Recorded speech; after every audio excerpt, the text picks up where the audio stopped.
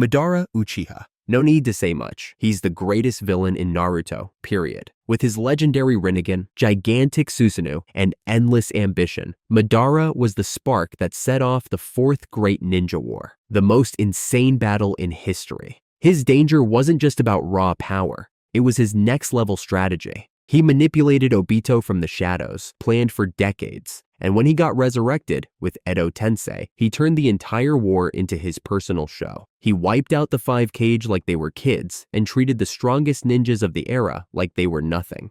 Madara is the definition of overpowered. He had the eternal Mangekyo Sharingan, Rinnegan, and even became the Jinchuriki of the Ten Tails. He dropped meteors from the sky, created massive forests in seconds, and wielded his perfect Susanoo like an actual god of war. If Black Zetsu hadn't betrayed him, Team 7 wouldn't have stood a chance. Honestly, at his peak, Madara had no real weaknesses. He was so strong that the author had to bring in Kaguya just to wrap up the story. Madara's personality, proud, wise, and unshakable, makes him a villain who is both terrifying and captivating. Even when facing the entire world, he would smirk with absolute confidence in his own strength. Unlike Pain, who struggled with his ideals, or Obito, who was trapped by his past, Madara was always in control. He made his own choices and stuck with them until the very end, even if that meant walking his path alone. Madara's tragedy lies in his twisted motivation, a desire for peace, warped by pain and betrayal. His infinite Tsukuyomi plan, trapping everyone in an eternal dream, was his way of achieving peace. But instead of negotiation or understanding, he saw the solution as erasing reality itself. This is what sets him apart from villains like Kaguya or Orochimaru. Madara truly wanted a world without suffering, even if it cost humanity its freedom. In dreams, everyone is happy.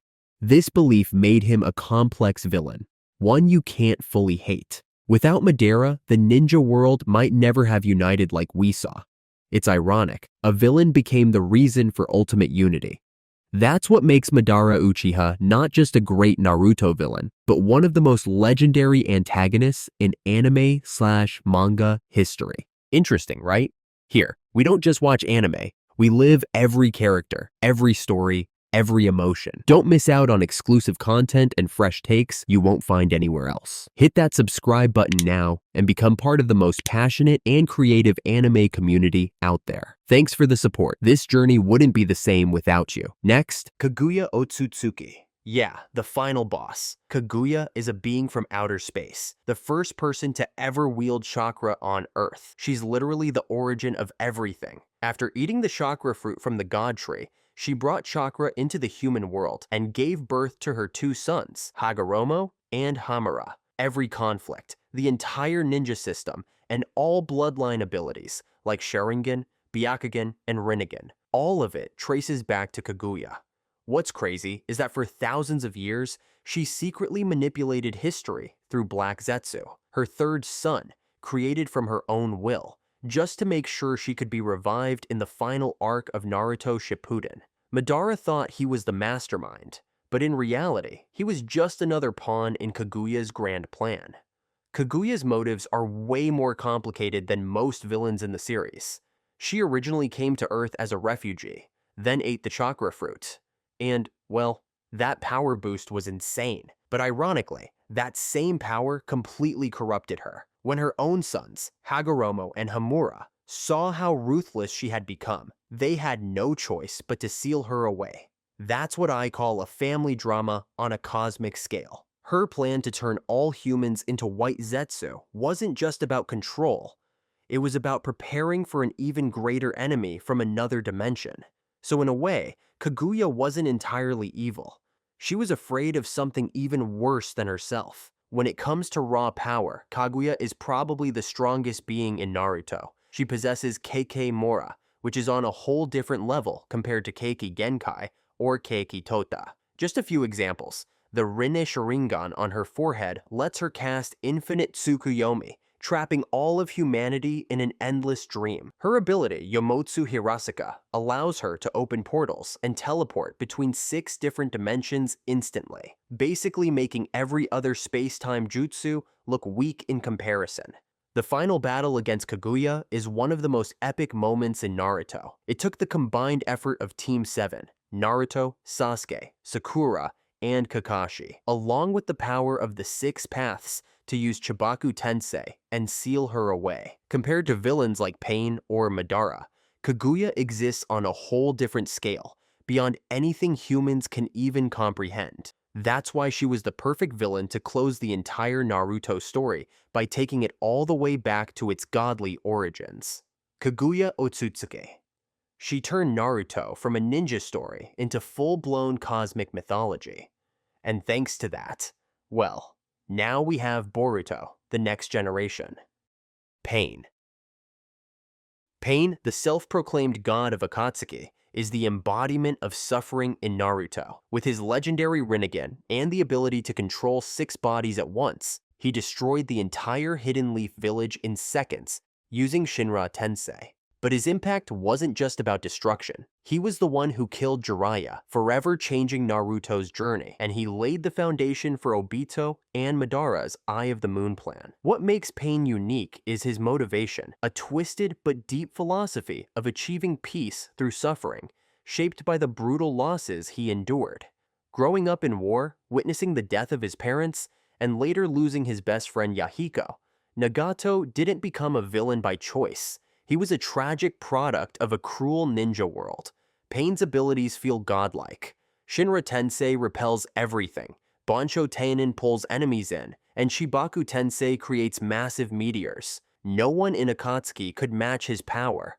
Compared to later villains like Madara or Kaguya, Pain felt more real, more human. A broken man who made himself a god, only to find hope again through Naruto. Itachi Uchiha. Alright, I know.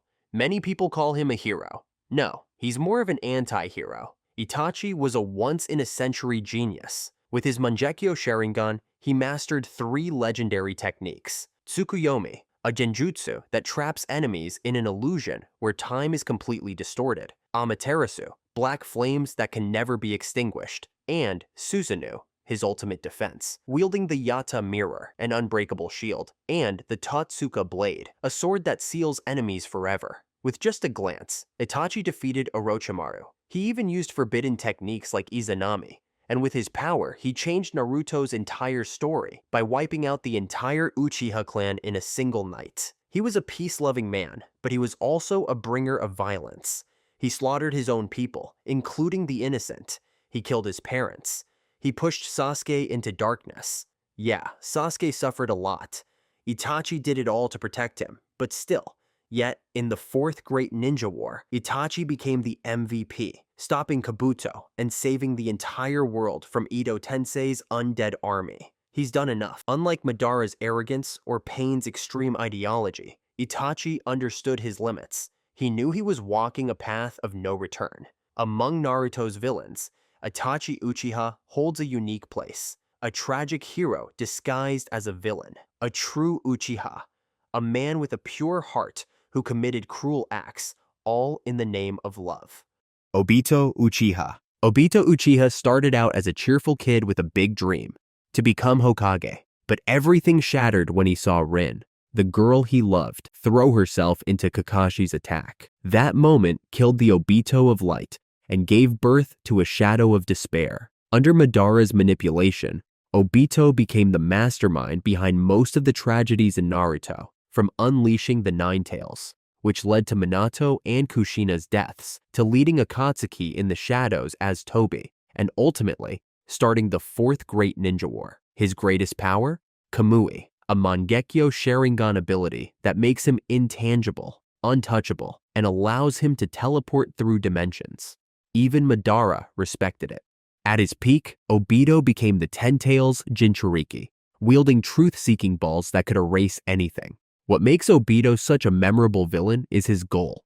He wanted to create a new world through infinite Tsukuyomi, a place where Rin was still alive, and everyone could live in a perfect dream, a selfish plan filled with so much emotion. His transformation from the goofy, sometimes silly Tobi to the cold, ruthless Obito, and finally, his redemption when he sacrificed himself against Kaguya, makes him one of the most complex characters in Naruto. Unlike the arrogant Madara or the distant godlike Kaguya, Obito feels more human. He loved, he hated, he suffered, he regretted. That's why fans both hate and feel sorry for him. Maybe the best way to describe him comes from Kakashi's famous quote, "Those who break the rules are scum, but those who abandon their friends are worse than scum." But let's be real, he spent almost his whole life in the dark, only to switch sides last minute. A bit fast, huh? Then again, who can resist Naruto's talk, no jutsu? Danzo Shimura. Danzo Shimura was the real snake hiding in the heart of Konohagakure, an old man who would sacrifice anything for peace, or at least his version of peace. His impact on the Naruto story cannot be underestimated. Danzo was the mastermind behind so many tragedies. He ordered Itachi to wipe out the entire Uchiha clan, not only turning Sasuke into a hate-fueled avenger, but also planting the seeds of instability that lasted for decades. He manipulated Hanzo into killing Yahiko, indirectly creating pain, the same guy who later destroyed Konoha. Every move he made was like a domino, knocking over another piece, leading to countless deaths and suffering. Danzo's motives were complicated and full of contradictions. He truly believed he alone understood what peace meant, to the point that he was willing to do anything, massacring a clan, betraying allies, sacrificing innocent lives, all in the name of the greater good. Danzo's strength wasn't flashy like other villains in Naruto, but it was unique and terrifying in its own way. His right arm was implanted with dozens of Sharingan from the Uchiha he had massacred, allowing him to spam Izanagi, a jutsu that bends reality and basically lets him cheat death. The problem? This dude was way too arrogant about his Sharingan. Instead of dodging attacks like a normal person, he just burned through his stockpile of forbidden jutsu. So wasteful. But still, Danzo was no joke. His wind-release jutsu was razor sharp. He had Hashirama's cells, and he could summon Baku, a giant beast that almost wrecked Sasuke. Danzo's personality was a double-edged sword. He was terrifyingly ruthless, but in his final moments, he still believed he was Konoha's true protector. At his core, Danzo represents a deep question.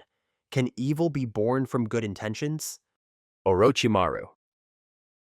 Orochimaru was the first true embodiment of terror in Naruto. His introduction during the Chunin exams sent chills down the spines of both characters and viewers alike. He wasn't just another villain, he was a mastermind, a predator lurking in the shadows. His obsession with immortality and forbidden jutsu made him one of the most dangerous figures in the series. His invasion of Konoha, his battle with Hiruzen, and his manipulation of Sasuke all established him as a force to be reckoned with. Then came Shippuden, and Orochimaru's downfall began. His defeat at the hands of Sasuke felt rushed, an unceremonious end for a villain of his caliber. After that, he was reduced to a plot device, revived whenever the story needed a convenient way to bring back past Hokage, or provide exposition. Instead of evolving into an even greater threat, or undergoing a complex redemption arc, he became a joke, stripped of his menace, and reduced to an oddly comedic figure. Imagine if Orochimaru had remained the ultimate antagonist, manipulating events from the shadows and making his final move near the series climax. Or if he had pursued true redemption in a way that felt earned rather than forced. Instead, he became little more than a narrative tool, his once terrifying presence fading into irrelevance. A tragic waste of one of Naruto's most iconic villains.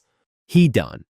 Hidan didn't have much screen time in the Naruto universe, but he's definitely one of the most unique villains. Unlike Madara, with his grand plans, or Pain, with his desire for power, Hidan is simply the embodiment of pure brutality. His strength comes from his terrifying immortality, and his one-of-a-kind curse ritual in Naruto. Hidan's motivation is simple: to kill in the name of the Jashin religion. For him, murder isn't just about violence, it's a sacred ritual, a twisted celebration of blood. What makes him so terrifying is his immortality. And no, it's not the same as Orochimaru's ability to change bodies. Hidan's immortality is so extreme that even if you cut off his head, he still lives. Cut off his arms and he'll still move. Even if you chop him into pieces, he can still talk and swear endlessly. But the scariest part is his curse ritual. All it takes is one drop of blood from his opponent, a Jashin circle, and Hidan turns into a living voodoo doll, stabbing himself to cause his enemy pain and death. That's why his triple-bladed scythe isn't for killing. It's the perfect tool to collect blood, a weapon concept like no other. With his unique abilities, Hidan killed Azuma Sarutobi, which shocked everyone and marked a turning point for Shikamaru. It forced Shikamaru to mature through pain and triggered an epic revenge arc, where he, using his brilliant mind, buried Hidan alive. Without Hidan, we might not have seen Shikamaru's dark and determined side, nor would he have become such a strong pillar of Konoha. Hidan is a villain driven by blind faith. Kakuzu.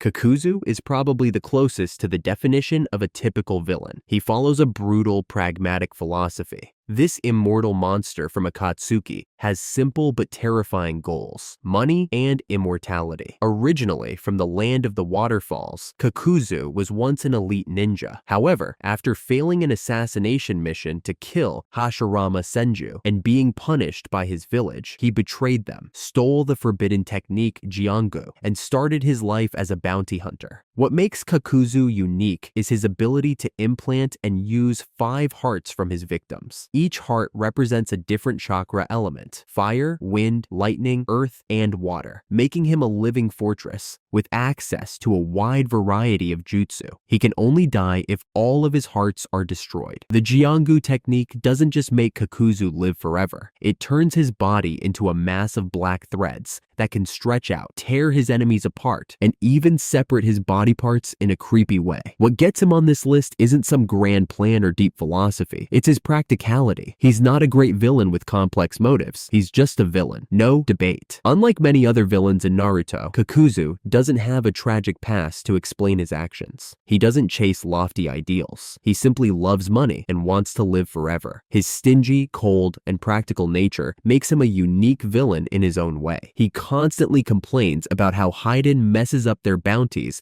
by killing victims too brutally, while he himself has no hesitation in killing anyone who gets in his way. He's a rare practical monster in Naruto. No divine motives, no tragic backstory, no fanaticism. He's just a realistic villain with a lot of battle experience. The way he fights, cold, calculated, and ruthless, perfectly reflects the nature of someone who has lived too long and sees money as the only value left.